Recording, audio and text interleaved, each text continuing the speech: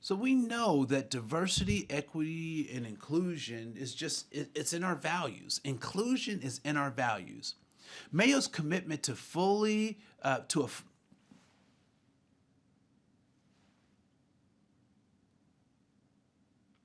inclusion is in our values. Mayo's commitment to a fully inclusive environment as an essential expression. Oh,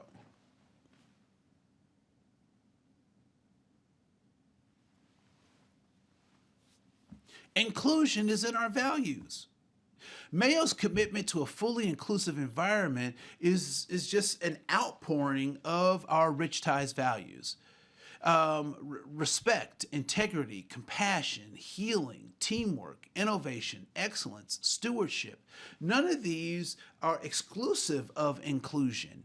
As a matter of fact, I would say that these rich ties values really draw us into relationship with one another and creating the best possible outcomes for our patients.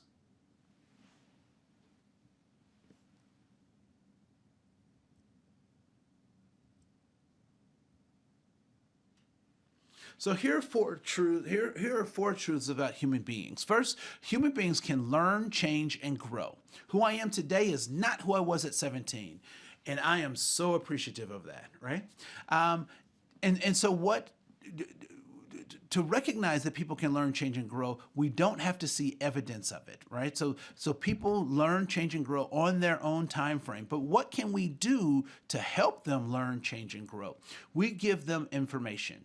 We give them opportunities. We give them feedback so that they can use those as tools for learning, changing, and growing.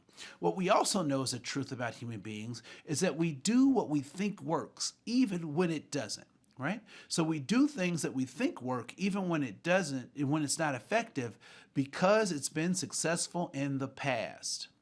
Next is all human behavior is goal directed.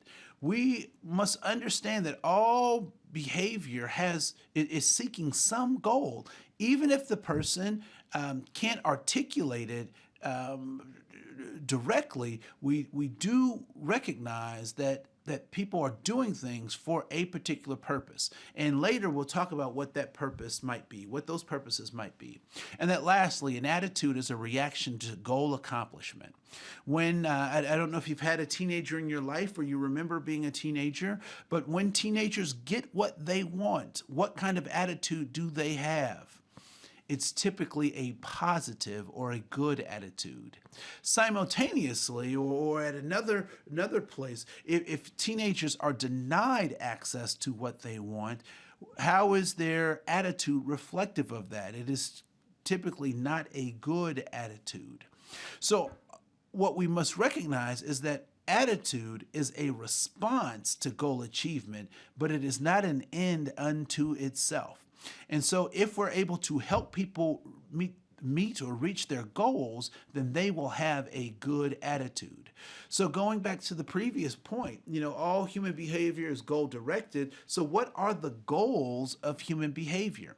And so I believe, just as Alfred Adler introduced and Dreikers introduced, this idea that human beings are after three things. They are after significance, belonging, and safety. Significance suggests that I'm a person with purpose and power, and I have the ability to do something. I have significance, right? I can contribute. I may not be able to do what others can do, but I certainly can do what I'm able to do. And so we're oftentimes looking for significance. And then next, we're also looking for belonging. We want to be in relationships with people who understand our significance. I would submit to you that oftentimes, at least I feel this way, that my friends, the people that I select in my life, oftentimes recognize my significance, sometimes more than my own family, right? And so this idea of significance plays into this belonging.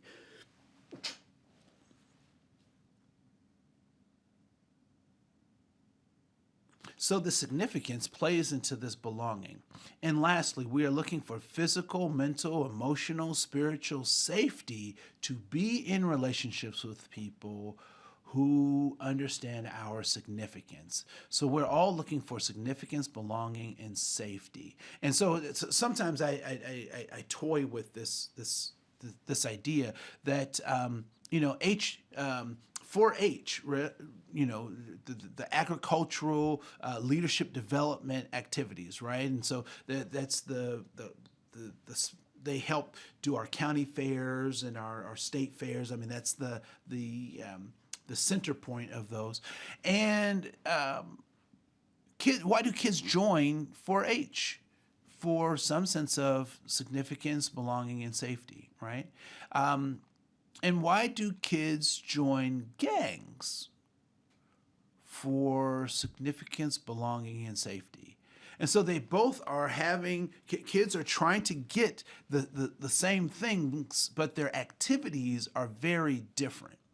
And I wonder what it might look like if 4-H started adopting gangs. Is there leadership development in gangs? Of course there is. Are there, hands-on projects in gangs? Why, certainly. And so I wonder what would happen if young people had different choices. If we could provide them with different choices and opportunities, would they take advantage of those? And I believe that they would, right? So we're all looking for safety, significance, and belonging. And so the question then becomes, how are you getting your significance? How are you connecting with people and getting a sense of belonging? And lastly, what does it mean for you to be safe? We're all looking for significance, belonging, and safety.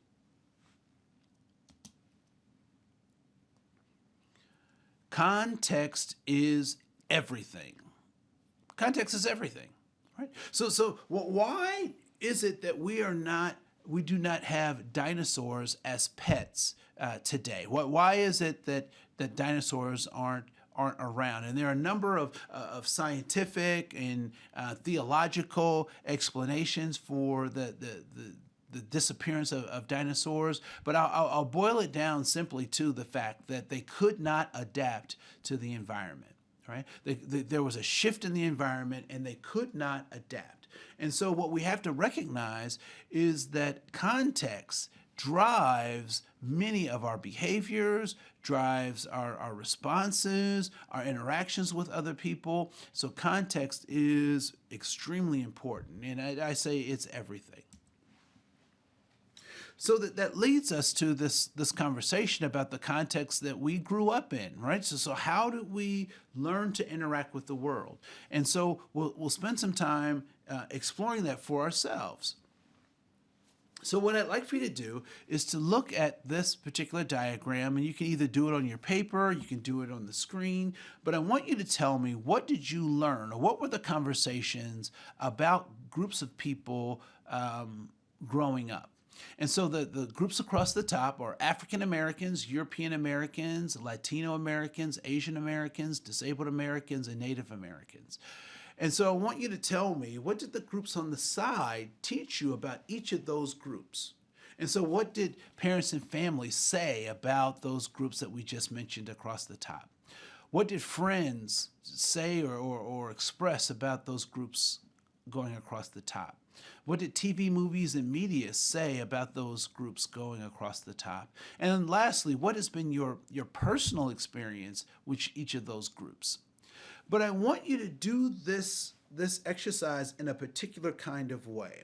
What I'd like for you to do is to put a plus where there was positive conversation or there was positive information given about one of those groups. I want you to put a minus where there was negative information about those groups being shared. And I want you to put a 0 where there was no conversation at all about those groups as you were growing up or in your community, all right? Pluses, minuses, and zeros. Now, you can have pluses and minuses in the same quadrant or the same square, but the size of your plus and the size of your minus will dictate what you learned. So a big plus means lots of positive, a little minus means a little bit of negative, all right? And a 0 means that there was never a conversation you had at all. All right, so pluses, minuses, and zeros. We'll give you a couple of minutes right now.